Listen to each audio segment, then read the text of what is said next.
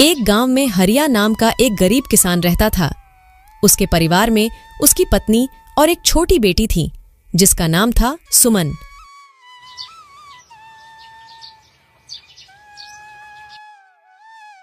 हरिया की अपनी कोई जमीन नहीं थी, इसलिए वह दूसरों की जमीन पर खेती करता और जो कुछ पैसे मिलते उससे अपने घर का गुजारा करता था। पिछले कुछ दिनों से हरिया को गांव में कहीं भी काम नहीं मिल रहा था, जिससे वह बहुत परेशान था।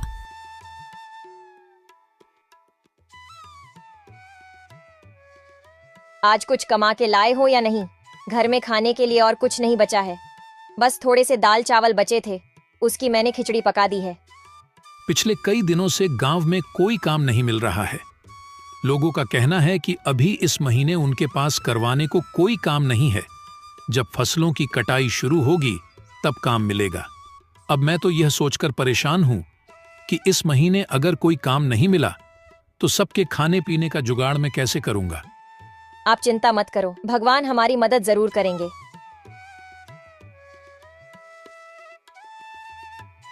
पापा, इस बार गांव में जो मेला लगेगा उसमें आप मुझे गुड़िया दिलाओगे ना? अगली बार तो आपने यह कहा था कि अभी मैं बहुत छोटी हूँ, अगले साल तक मैं बड़ी हो जाऊंगी। अब तो मैं बड़ी हो गई हूँ, तो अब तो मुझे गुड़िया दिलाओगे ना? हाँ बेटा, इस साल मैं तुम्हें जरूर गुड़िया दिलाऊंगा। अब चलिए खाना खा लीजिए, ठंडा हो रहा है।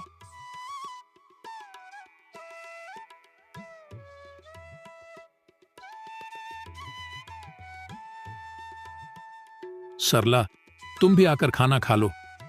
जी, आप खा लीजिए, मैं थोड़ी देर बाद खा लूंगी।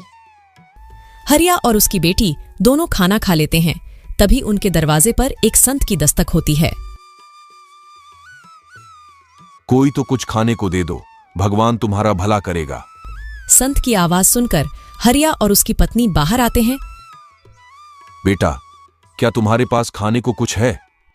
बाबा, हमारे पास तो खुद के खाने के लिए भी ठीक से खाना नहीं हो पाता। हम आपको कहां से देंगे?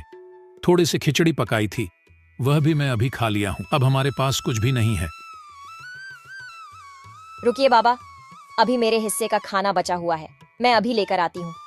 पर सरला, तुम अगर यह खाना बाबा को दे दोगी तो तुम क्या खाओगी? बर्तन में तो बस थोड़ी से ही चावल बचे हैं। आप इसकी चिंता मत कीजिए, मैं भूखी रह लूंगी, लेकिन अपने घर के आंगन से मैं किसी संत को भूखा नहीं जाने दे सकती। इससे मुझे पाप लगेगा। ठीक है सरला, जैसी तुम्हारी इच्छा। सरला अपने हिस्से का खाना लाकर बाबा को दे देती है और बाबा उस खाने को खा लेते हैं।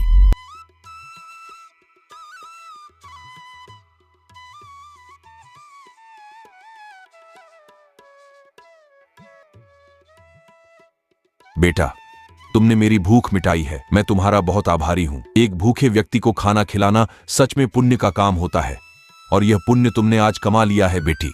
मेरे पास तुम्हें देने को कुछ नहीं है, लेकिन यह एक अंगूठी है, इसे अपने पास रखो, ये तुम्हारी बहुत मदद करेगी। पर याद रखना, रात के समय इसे मत पहनना। रात में इसकी शक्ति बढ़ जाती है, जो तुम्हारी उंगली सहन नहीं कर पाएगी। धन्यवाद बाबा, हम आपकी आज्ञा का पालन करेंगे।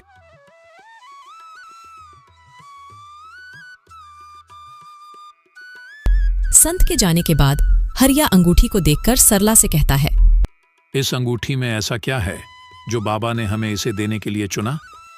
शायद ये हमारे अच्छे कर्मों का फल है। आपने सुना तो होगा ना, हमारे अच्छे और बुरे कर्मों का फल हमें जरूर मिलता है। चलिए अब अंदर चलते हैं। पर सरला, अपने हिस्से का खाना तो तुमने बाबा को दे दिया, अब तुम क्या खाओगी? काश हमारे पास थोड़े से और चावल होते। जैसे ही हरिया यह बात कहता है, अंगूठी में एक चमक सी उठती है और हरिया के सामने तुरंत एक चावल की प्लेट आ जाती है। सरला, यह देखो, जैसे ही मैंने चावल का नाम लिया, यहाँ चावल प्रकट हो गया। यानी कि यह अंगूठी सच में जादुई है, इससे हम कुछ भी खाने को मांग सकते हैं। अरे वाह, ये तो बहुत अच्छी बात है। तो आप इससे थोड़ी पूरी सब्जी मांगे ना, मेरा काफी दिन से पूरी सब्जी खाने का मन कर रहा था। ठीक है सरला, मैं अभी मांग कर देखता हूँ।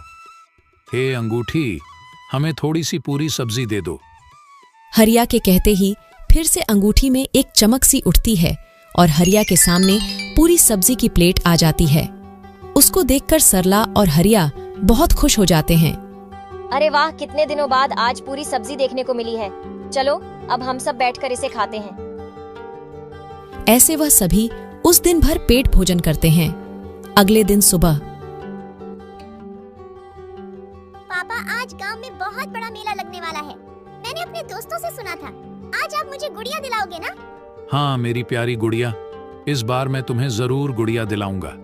सरला, तुम मेरी प्यारी गुड़िया को तैयार कर दो और तुम भी तैयार हो जाओ। हम सब आज उस बड़े मेले में जाएंगे जहां जाने के लिए हम अक्सर सपने देखा करते थे।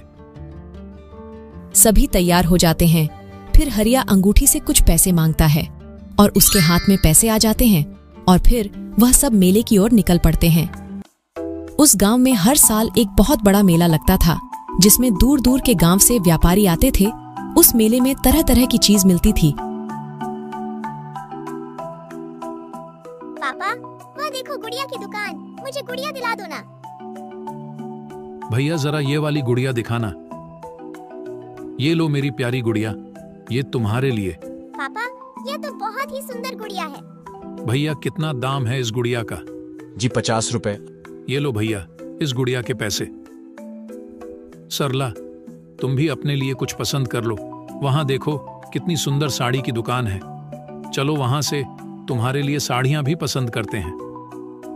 भैया जरा वह वाली साड़ी दिखाना। अरे भैया, वह साड़ी बहुत महंगी है, तुम उसे नहीं खरीद पाओगे। कोई सस्ती सी साड़ी देख लो इनमें से। नहीं भैया, हमें वही साड़ी देखनी है, आप वही साड़ी दिखाओ। सरला, तुम्हें ये साड़ी कैसी लगी? ये साड़ी तो बहुत अच्छी है, पर महंगी भी बहुत होगी। सरला, तुम इसकी चिंता मत करो। बस तुम ये बताओ, तुम्हें ये साड़ी पसंद तो है ना? हाँ जी, साड़ी तो बहुत पसंद आई। भैया इस साड़ी का क्या दाम है? यह 1500 की साड़ी है। ठीक है भैया, ये लीजिए 1500 और ये साड़ी हमारे लिए पैक कर दीजिए। हरिया साड़ी को खरीद लेता है। हरिया ने उस मेले में से और भी काफी सारे सामान खरीदे। इस मेले में रामचंद्र के 2 नौकर मोहन और प्यारे भी आए हुए थे। रामचंद्र गांव का सबसे अमीर सेठ था और मोहन और प्यार उसके नौकर। जब मोहन और प्यारे ने हरिया को बहुत सारा सामान खरीदते हुए देखा तो वे दोनों आश्चर्य में हो जाते हैं। मोहन, ये देख, ये तो वही हरिया है ना जो अक्सर अपने गरीबी पर पूरे गांव भर में रोता रहता है। ये देख कैसे सामान खरीद रहा है। आखिर इसके पास इतने सारे पैसे कहां से आए? हाँ प्यारे, यह तो वही गरीब किसान हरिया है। अभी 2 दिन पहले ही तो यह सेठ जी से काम मांगने आया था, पर सेठ जी ने इसे काम देने से मना कर दिया था। चल उसी से पूछ कर देखते हैं। दोनों हरिया के पास आते हैं। और भाई हरिया, कैसी चल रही है खरीदारी?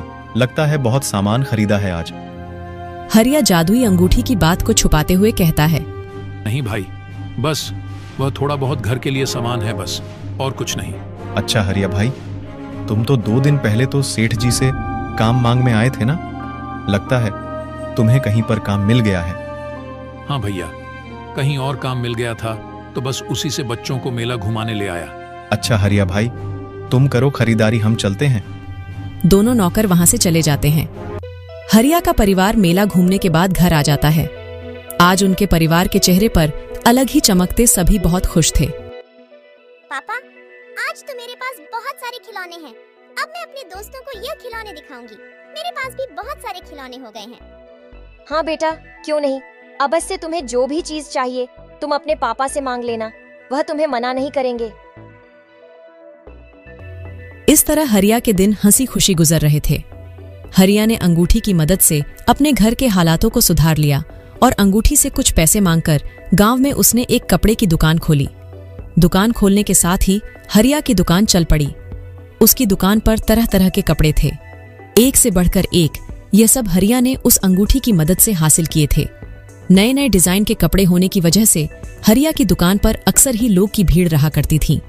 अब यह बात धीरे धीरे पूरे गांव भर में फैल रही थी कि हरिया जो कितना गरीब था, वह अचानक से अमीर हो गया है और उसने गांव में एक बहुत बड़ी कपड़े की दुकान खोली है। अरे भाई, मैंने सुना है कि हरिया ने गांव में कोई दुकान खोली है। हाँ भाई, मैंने भी सुना है हरिया ने बहुत बड़ी दुकान खोली है। अरे भाई, मैं तो उसकी दुकान को देखकर भी आया हूँ। हरिया ने वाकई में बहुत बड़ी दुकान खोली है और उसके पास नई नई प्रकार के कपड़े हैं। अच्छा, आखिर ये कैसे हुआ? हरिया के पास दुकान खोलने के लिए इतने पैसे आए कहाँ से? भाई, इस बारे में तो मुझे नहीं पता। बस मुझे इतना ही पता है कि उसमें गांव में एक बहुत बड़ी कपड़े की दुकान खोली है। हे भगवान, काश मेरे पास भी इतने पैसे होते तो मैं भी अपना कोई छोटा सा कारोबार खोल लेता। अरे भाई, पैसे नहीं है तो तुम अब हरिया से उधार ले लो। हरिया दिल का बहुत नेक इंसान है, वह तुम्हें जरूर उधार दे देगा। हाँ, तुम ठीक कहते हो। मैं हरिया से एक बार बात करके देखता हूँ। यार, कुछ पैसे तो मुझे भी चाहिए थे। मुझे भी अपना छोटा सा कारोबार शुरू करना है। क्यों ना हम कल हरिया से बात करके देखें? क्या पता हरिया ही हमारी कुछ मदद कर दे।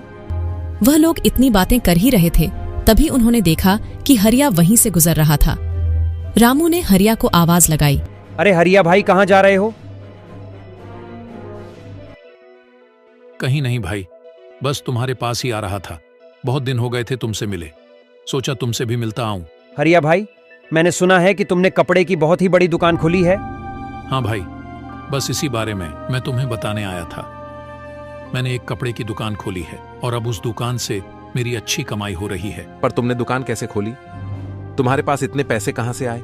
देखो भाई, ये बात मैं तुम्हें इसलिए बता रहा हूं क्योंकि तुम मेरे दोस्त हो और मुझे तुम लोगों पर बहुत विश्वास है। कुछ दिन पहले मेरे घर पर एक साधु आए थे।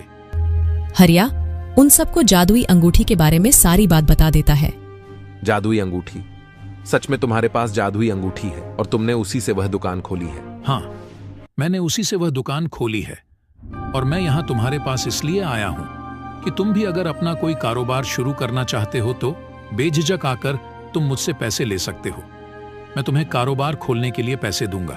अरे हरिया भाई, ये बात कहकर तो तुमने हमारा दिल ही जीत लिया। ठीक है हरिया भाई, हम किसी को नहीं बताएंगे। इस तरह हरिया ने गांव वालों की मदद की और सभी को कारोबार खोलने के लिए पैसे दिए। अब गांव के लोगों ने भी अपना अपना कारोबार खोला। अब यह बात धीरे धीरे गांव के अमीर सेठ रामचंद्र तक भी पहुंच जाती है। मोहन और प्यारे, यह मैं क्या सुन रहा हूँ? हमारे गांव में रहने वाले गरीब हरिया ने गांव में बहुत बड़ी कपड़े की दुकान खोल ली है। यह तो वही हरिया है ना जो कुछ दिन पहले मेरे पास काम मांगने आया था। तो फिर इसके पास अचानक से इतने सारे पैसे कहाँ से आए? हाँ सेठ जी, हम भी यही सोचकर हैरान हैं। थोड़े दिन पहले हमने उसे मेले में देखा था, बहुत सारे सामान खरीद रहा था, जैसे इसके पास अचानक से बहुत सारे पैसे आ गए हों। और अब सुनने में आ रहा है कि गांव में उसने एक नई दुकान खोली है। हाँ सेठ जी, मैंने तो देखा भी है। बहुत ही सुंदर दुकान है उसकी। एक से एक डिजाइन के कपड़े हैं उसकी दुकान में। मोहन, जरा पता तो कर, आखिर उस गरीब हरिया के पास इतने सारे पैसे कहाँ से आ रहे हैं?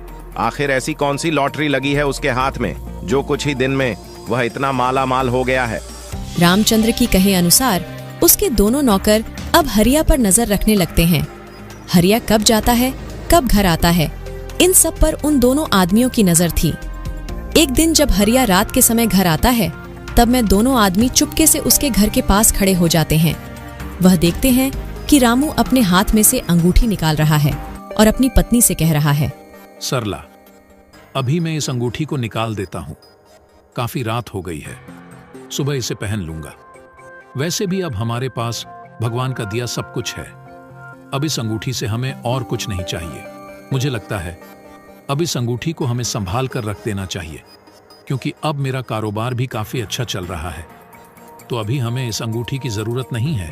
मैं सोच रहा हूं कि इस अंगूठी को मुझे किसी जरूरतमंद को दे देना चाहिए, जो मेरी ही तरह गरीब और ईमानदार हो, जो इस अंगूठी का सही इस्तेमाल करे। हाँ जी, आप बिल्कुल सही कह रहे हैं। यह अंगूठी हमें किसी ऐसे ही इंसान को देनी चाहिए। रामचंद्र के दोनों नौकर यह सारी बात रामचंद्र को बताते हैं। हाँ सेठ जी, उनके पास एक अंगूठी है। उसके बारे में वह लोग बातें कर रहे थे कि उस अंगूठी ने उनकी किस्मत बदल दी। अच्छा, तो ये बात है, लेकिन एक अंगूठी की वजह से ऐसा कैसे हो सकता है? क्या वह कोई जादुई अंगूठी है? क्या उस अंगूठी ने हरिया को पैसे दिए हैं? जाओ इसका पता लगाओ। अगले दिन फिर वह दोनों आदमी चुपके से हरिया के घर आते हैं और हरिया और उसकी पत्नी की बातचीत को सुनते हैं। सुनिए, मुझे एक बहुत ही सुंदर गुलाबी रंग की साड़ी चाहिए। आप इस अंगूठी से मांग लीजिए ना। तुम्हारे पास इतनी सारी साड़ियां तो है, फिर तुम्हें गुलाबी रंग की साड़ी क्यों चाहिए? और दुकान में भी काफी सारी साड़ियां रखी है, जाकर दुकान में से पसंद कर लो। नहीं, मेरे पास एक भी गुलाबी रंग की साड़ी नहीं है और मुझे एक ऐसी साड़ी चाहिए जो अभी तक दुकान में भी नहीं है। आप इस अंगूठी से गुलाबी रंग की साड़ी मांग कर देखिए ना। हरिया अंगूठी से गुलाबी कलर की साड़ी मांगता है और गुलाबी कलर की साड़ी प्रकट हो जाती है। यह देखकर दोनों नौकर बहुत आश्चर्य में हो जाते हैं और यह बातें जाकर वह दोनों रामचंद्र सेठ को बताते हैं। अच्छा, तो उस हरिया ने अंगूठी के सामने साड़ी बोला और अंगूठी में साड़ी निकल आई। अब तो पक्का हो गया है, वह कोई जादुई अंगूठी है। तुमने कहा था कि रात के समय वह हरिया अंगूठी को अपने उंगली में से निकाल देता है। हाँ सेठ जी, वह अंगूठी को निकालकर अपने टेबल पर रख देता है। तो ठीक है, उस अंगूठी को हासिल करने का सबसे सही वक्त रात का है। मैं रात को ही उस हरिया के घर जाऊंगा। ऐसा सोचकर रामचंद्र रात के समय चुपके से हरिया के घर पहुंच जाता है। रात के समय वह अंगूठी का तेज बहुत ज्यादा था, वह अलग ही चमक रही थी। अरे वाह, इस अंगूठी की चमक तो देखो, कितनी जगमगा रही है। आखिरकार यही है वह जादुई अंगूठी जिससे यह हरिया अमीर हुआ है। अब मैं अंगूठी को अपने घर ले जाऊंगा और इस अंगूठी की मदद से गांव का सबसे अमीर आदमी बन जाऊंगा। यह सोचकर रामचंद्र उस अंगूठी को वहां से लेकर घर आ जाता है और उस अंगूठी को हाथ में पहनकर अंगूठी से बहुत सारे सोने के सिक्के मांगता है। हे अंगूठी, मुझे बहुत सारे सोने के सिक्के दे दो, इतने सोने के सिक्के कि मैं रातों रात अमीर बन जाऊं। जैसे ही रामचंद्र ऐसा कहता है, उसकी उंगली पर लाल निशान पड़ जाते हैं और उसे काफी जलन होने लगती है। रामचंद्र दर्द से कहराते हुए उस अंगूठी को फेंक अस्पताल की ओर भागता है। रामचंद्र अस्पताल पहुंचता है और डॉक्टर को अपना हाथ दिखता है। यह कैसे हुआ? इतनी ज्यादा चोट तुम्हें कैसे आई? तुम्हारा हाथ तो पूरी तरह से घायल है। मैं अभी इसकी पट्टी कर देता हूं। डॉक्टर रामचंद्र के हाथों की पट्टी कर देता है और उससे कहता है, देखो, मैंने तुम्हारी पट्टी तो कर दी है, पर तुम्हारे हाथों के जख्म बहुत गहरे हैं। इसे ठीक होने में कम से कम 2 महीने का समय लग जाएगा और 2 महीने तक तुम्हें अपने हाथों का ध्यान रखना होगा। यह सुनकर रामचंद्र बहुत दुखी होता है। यह सब उस अंगूठी के वजह से हुआ है। ना मैं उस अंगूठी को चुराता और ना ही मेरे हाथ का यह हाल होता। इतनी जलन हो रही है मेरे हाथ में, क्या बताऊं। अगर मैं ज्यादा पैसे का लालच ना करके उस अंगूठी को ना लिया होता तो आज मेरे हाथों की ऐसी हालत नहीं होती। रामचंद्र उस अंगूठी को हरिया को वापस करने जाता है। यह लो हरिया अपनी अंगूठी।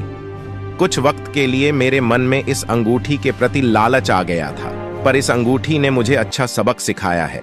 अब यह अपनी अंगूठी तुम अपने पास रखो, मुझे इसकी जरूरत नहीं। अब अंगूठी हरिया के पास वापस आ चुकी थी। सरला, अब वक्त आ गया है कि इस अंगूठी को किसी ऐसे व्यक्ति के हाथ में दिया जाए जिसको इसकी बहुत जरूरत है। हमें जल्द ही ऐसे व्यक्ति की तलाश करनी होगी। जी हाँ, आप बिल्कुल सही कह रहे हैं। अब इस अंगूठी को किसी गरीब को देने का सही वक्त आ गया है। वह लोग यह बातें कर ही रहे थे कि तभी उनके घर पर एक गरीब बूढ़ा व्यक्ति आता है। कोई तो कुछ खाने को दे दो, भगवान तुम्हारा भला करेगा। सरला बूढ़े व्यक्ति के लिए खाना लाती है। बूढ़ा व्यक्ति खाना खाता है। खाना खाने के बाद हरिया उस बूढ़े व्यक्ति को वह जादुई अंगूठी दे देता है और उस जादुई अंगूठी की सारी शक्तियों के बारे में भी बता देता है। बूढ़ा आदमी बहुत खुश होकर वहां से चला जाता है। थोड़ी दूर जाकर वह बूढ़ा आदमी वापस अपने संत के रूप में आ जाता है। वह बूढ़ा आदमी और कोई नहीं बल्कि वही संत था जिसने हरिया को वह जादुई अंगूठी दी थी और वह अब अपनी अंगूठी वापस लेने आया था। हरिया का जीवन अब सुधर चुका था। हरिया ने उस अंगूठी की मदद से अपने जीवन को ही नहीं सुधरा बल्कि गांव के लोगों के जीवन को भी बेहतर बनाया।